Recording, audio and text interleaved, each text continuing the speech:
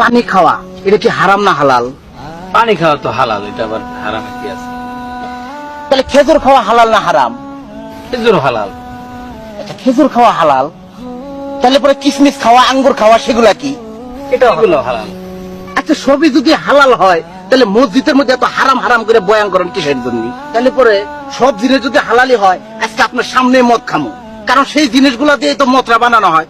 তাহলে আপনার কাছে আমার একটা প্রশ্ন থাকবো যে এটা মদটা হারাম হয় কি? মদ তো সেগুলা দিয়ে বানায়, আজকে আপনার সামনে আমি মদ খামো। আপনি আমাকে এতক্ষণ যা বললেন, আঙ্গুর, কিশমিশ, খেজুর, পানি, এগুলা হালাল বলছে দেখে আপনি মদ খাবেন, কারণ এগুলা দিয়ে মদ বানায়, এই জন্যই হ্যাঁ। আপনি মদ খাবেন। আচ্ছা ঠিক আছে, তাহলে আমি আপনাকে একটা কথা বলি।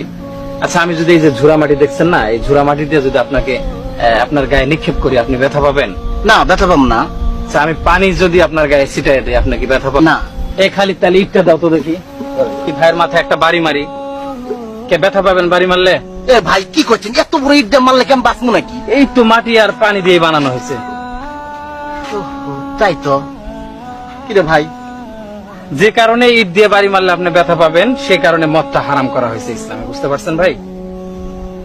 কথা তো খারাপ না রে ভাই। ভাই, যে ইট হাতে নিয়েছিলাম আসলে আপনাকে মারতাম না, আপনাকে শুধু বোঝানোর জন্য বললাম। ইসলাম আসলে যুক্তি দিয়ে হয় না, ইসলামের যে বিধান আল্লাহ তাআলা